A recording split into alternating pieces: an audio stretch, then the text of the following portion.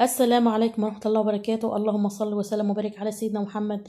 ازيكم يا حبايب قلبي؟ عاملين ايه؟ يا رب تكونوا بخير ان شاء الله. النهارده مع بعض روتين محفز جدا ومشجع جدا ليكم ان شاء الله، يا رب تستفادوا منه. ما تنسيش لو لسه ما اشتركتيش في القناه يا ريت تنزلي تشتركي، ولو الفيديو عجبك بالله عليك ما تبخل عليا بلايك وكومنت حلو. النهارده ان شاء الله كده هنستعرض مع بعض كده. امي جابت لي الموسم النهارده. ايه هو الموسم ده؟ عندنا يعني في الارياف وكده بيكون في موسم رجب، شعبان، رمضان، موسم العيد، يعني بتبقى مواسم. ابو الواحده او والد الواحده بيودي لها موسم بيكون عباره عن خضار بقى ومكرونه، بطاطس، فراخ بقى او لحمه، يعني اللي كل واحد والعادات اللي بيوديه. طبعا الكرنب ده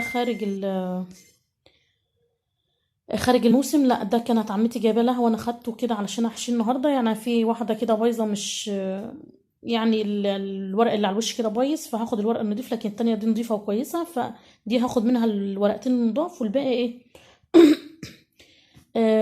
الباقي هرميه للطيور. لكن دي نضيفه وكويسه ورقها حلو جدا زي الفل اهي، فهستخدمها. طبعا بقى وكده انا جبت الخس والحاجات دي، هي جايبه البطاطس والحاجات ديت والفراخ. هنا يا حبيب قلبي كده طبعا انا هرص المكرونه بقى، هي جايبه لي مكرونه. طبعا في مكرونه عندي اصلا فهطلعها، ما ينفعش ان انا احط المكرونه الجديده على القديمه، لا هطلع القديمه اللي عندي علشان خاطر ما تسويش معانا ولا يجرى لها حاجه. همسح التربو الاول بتاع كده، الدرج بتاع كده، وبعد كده هرص فيه المكرونه. طبعا زي ما قلت لكم المواسم ديت كل واحد بيودي لبنته موسم. بيبقى عبارة عن أي نوع لحوم، وبتبقى بقى خضار، فاكهة، مكرونة، أي حاجة بقى. كل واحد زي ما قلت لكم له عاداته.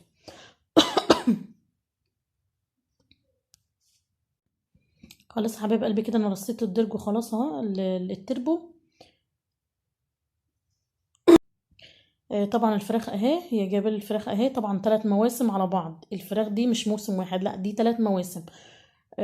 عشان هي كانت مربية تربية فراخ، عندها دورة فراخ عندها، فبتودي المواسم على بعضيها. فدي موسم 3 فراخ، دول 6 فراخ، 3 مواسم. انا نزلت كده البدروم بقى عشان اذبح الفراخ كده، عشان انضفها قبل ما نعمل حاجه خالص في يومنا النهارده. طبعا ما ينفعش ان انا اسيب الفراخ دي كده، فهبتدي ان انا اذبحها الاول وانضفها قبل ما اشوف اي حاجه تانية ورايا. طلعنا حبيب قلبي كده هنا في المطبخ فوق. طبعا الفراخ دبحتها اهي، الميه خلاص ابتدت تعمل عندي كده. هبتدي اسمي الله كده وانزل بالفرخه على طول. ما تستنيش لما الميه تسخن معاكي جامد. طبعا دبحت معاكم الفراخ قبل كده، عملت فيديو مخصوص لها. كانت في واحده قالت لي ان انا جيت اعمل حمام الكداب بطريقتك، الوراك انهرت مني، معرفتش اقفلها بالخله. كنت مقفلها بالخله السنان، بدل ما تقفليها بالورق الفوين والحاجات دي، فدي كانت اسهل. فقالت لي الجلد عندي انهرى ليه يا حبيبه قلبي؟ عشان انت هرياه مسخنه الميه جامد عليها في التصميطه، فشيء طبيعي ان الجلد ينهري منك. لا، تصميطه الفراخ البيضه عملت معاكم قبل كده، قلت لو عايزه تنضفي فراخ بطريقه سريعه جدا، التصميته بتاعت الفراخ ما تكونش يا دوبك بس تكون منمله. يعني ايه منمله؟ يعني يكون عامله فقاقيع صغيره خالص كده في الميه، ما تكونش لسه وصلت لدرجه الغليان، لا تكون سخنه جامد بس ما تكونش لسه غلط، لان لو غلط هتهري معاك الفراخ. زي ما احنا شايفين كده بيبقى سهل جدا انك تنضفي فراخ بطريقه سريعه، لانك مش خايفه ان الجلد معاك يتقطع، بتنضفي بطريقه سريعه جدا. دي معلومة مهمة جدا، اتمنى يا رب تكوني استفدتي منها. لازم تكون المية مش سخنة جامد عشان خاطر تتنضف معاك بالشكل ده. خلاص يا حبايب قلبي كده انا خلصت، ما خدوش معايا وقت خالص. حطيتهم بقى كده في الحلة، طبعا نضفتهم كويس جدا. زي ما انت شايفة كده الفرخة معاكي ما تكونش متزلعة ولا متقطع جلدها خالص. حرصي بس على المعلومة اللي انا بقولها لك دي. طبعا حطيت الدقيق والملح اهو والليمون والخل. طبعا الفراخ كان معايا 6 وهم صاحيين، بس لما نضفتهم كان 4 بس، في 2 ايه يعني 2 بقى راحوا لصاحب نصيبهم، فدول معايا 4 بس. طبعا هسيبهم بقى كده عشان يترقدوا على ما اخلص كل اللي ورايا، يكونوا هم اترقدوا كويس جدا في المية بتاعتهم دي. برجع بعد كده بقى بشطفهم وبكيسهم، بحطهم في الفريزر. بس بشطفهم بعد ما بيقعدوا في المية دي حوالي بقى ساعتين 3، على ما اخلص اللي ورايا اشوف هعمل ايه. اتمنى تحط لايك، ما تنسيش اللايك بالله عليك. هنزل كده حاجات بسيطة قبل بقى ما اعمل حاجة خالص. طبعا الحوض عندي بقى مكان الزفارة وكده، همسكه الاول اغسله بالسلك والصابون الاول، حلو جدا. طبعا النظافة الايام دي والتعقيم والطهارة لازم تحرصي جامد عليها في الحتة دي وفي المطبخ بالذات، عشان الاكل والحاجات دي. هشطفه كويس جدا كده بالمية. وبعد كده هجيب الخل، معايا السفنجة دي كده، هجيب الخل كده وابلها بالخل، ابل السفنجة بالخل وهمشي على الحوض كله عشان اعقمه. بص يا حبايب قلبي كده بقى هنبتدي بقى نجهز في الاكل بتاعنا. طبعا النهارده هنعمل فراخ محشيه وهنعمل محشي ان شاء الله. بمناسبه المحشي، كان في حد بيقول الروتينات، معظم الروتينات بتبقى فيها محشي. زي ما قلت لكم قبل كده ان احنا بنحب المحشي جدا. يعني جوزي وولادي بيحبوا المحشي جدا. ومش اي محشي، محشي الكرنب بالذات. يعني خلاص طالما الكرنب موجود لازم المحشي الكرنب. يعني ما بحب اكلهم محشي تاني يعني بيبقى غصب عنهم، لكن هو المحشي الكرنب اللي بيحبوه جدا. فان شاء الله عملته طبعا معاكم كتير قبل كده، مش هعمله معاكم النهارده، بس هنحشي الفراخ مع بعض. دي فراخ مش اللي انا كنت لسه عاملاها منضفاها دلوقتي، لا دي فراخ، فراخ امهات حمراء. طبعا كنت منضفاهم اصلا من قبلها بيوم، كنت حاطهم في التلاجة برضو بالخلطه بتاعتهم دي. طبعا غسلتهم حلو جدا ووركتهم كده من الجلد واللحم. احنا بنحب خلطه الرز جدا، بنحب حشوه الرز يعني. بط، فراخ، حمام، اي حاجه بنحبها بحشوه الرز. بجيب الرز كده، كميه الرز بقى على حسب الكميه اللي انت هتحشيها. بجيب كميه الرز اللي بحب الحشو بتاعي بقى يكون معظمه بصل وفلفل اخضر زي ما انتم شايفين كده، او فلفل حامي. طبعا باخدت كميه من الرز، طبعا نقعاه كويس جدا، ما بسويهوش، بنقعه كويس جدا. بسيبه في الميه مثلا ساعه او اتنين في الميه منقوع. بعد كده بصفيه وبحط قد كميه الرز، يعني يقارب كده لها بصل. يعني مثلا حتى كوبايتين رز بحط حوالي نص كيلو بصل، او نص كيلو لحاجات بسيطه. بحب البصل، كميه البصل فيه بتبقى تحفه، بتبقى طعمه حلو جدا عليه. قرنين فلفل حامي او بارد زي ما انت تحبي. وطبعا بقى بحط توابلي ومكعب مرق، بيبقى بجد طعم الرز حلو جدا.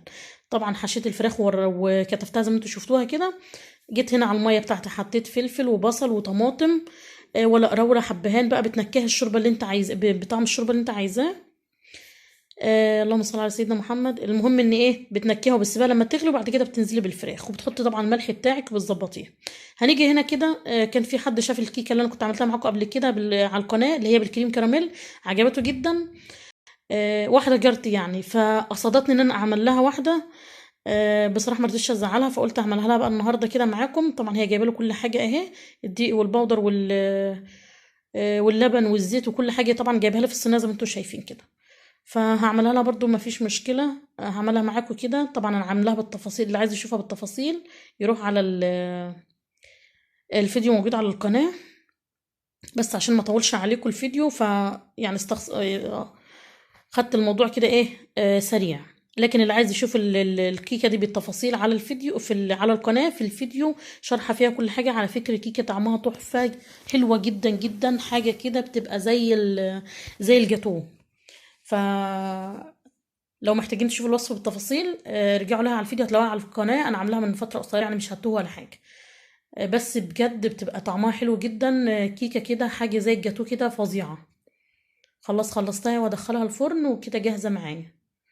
طبعا دول هحطهم كده هنا عشان مش هحتاجهم دلوقتي، فسبتهم هنا كده في جنب، وهمسح الرخامه بتاعتي طبعا واعقمها مكان ما كنت بعمل الحاجات دي كلها. طبعا حاجتها اللي فضلت اهي هركنها على جنب عشان تبقى تاخدها. خلاص حبايب قلبي الكيكه بتاعتي طلعت اهي. بنص كوبايه حليب كده بسقيها. عشان كده بقول لكم بجد طعم الكيكه دي بتبقى تحفه تحفه، طعمها حلو جدا. طبعا الحاجات دي كده هحتاجها بس مش دلوقتي، لما الكيكه بتاعتي تبرد خالص هحتاجها. وطبعا المحشي بتاعي خلاص استوى اهو. انا عامله كرنب بس كان في عندي شويه خس طبعا. بحب الخس كده على الوش كده. طبعا الفراخ بتاعتي جاهزه اهي، وعملت شوربه لسان عصفور. على فكره انا طلعت الحاجات الجديده بس لسه برضو ما فرشتش المطبخ، بس بقى ما استخسرتهاش في نفسنا، قلت نطلعها بقى كده عشان نفرح بيها. كيكه خلاص خلصت معايا اهي. حطيت طبعا كوبايه الكريمه اللي كنت عيناها اتمنى يا حبايب قلبي كده يكون الفيديو كان خفيف لطيف عليكم، ما رضيتش اطول عليكم الفيديو، بس اتمنى يا رب تكونوا استفدت منه. طبعا الاكل بتاعنا اهو يفتح النفس. اتفضلوا معانا، كل سنه وحضراتكم طيبين، وربنا يعديها على خير ان شاء الله، وعلى الامه الاسلاميه جميعا يا رب، وعلى كل بلاد المسلمين يا رب يعديها على خير ان شاء الله. اتمنى بالله عليكي ما تبخلي عليا بلايك. حتى لو في مشاهدات على الفيديو مش عارفه بلاقي اللايك ضعيف جدا، فبالله عليكم ما تنسوش اللايك دايما والكومنت حلو كده منك. اتمنى يا رب تكون فيديوهاتي مشجعه ليكم وبتستفادوا منها. حتى لو فيديو بسيط او حتى لو استفاده بسيطه، اتمنى يا رب تكونوا تستفادوا لو حتى 1%. واتمنى يا رب ما اكونش طولت عليكم، واسيبكم في رعايه الله وامنه، والسلام عليكم ورحمه الله وبركاته.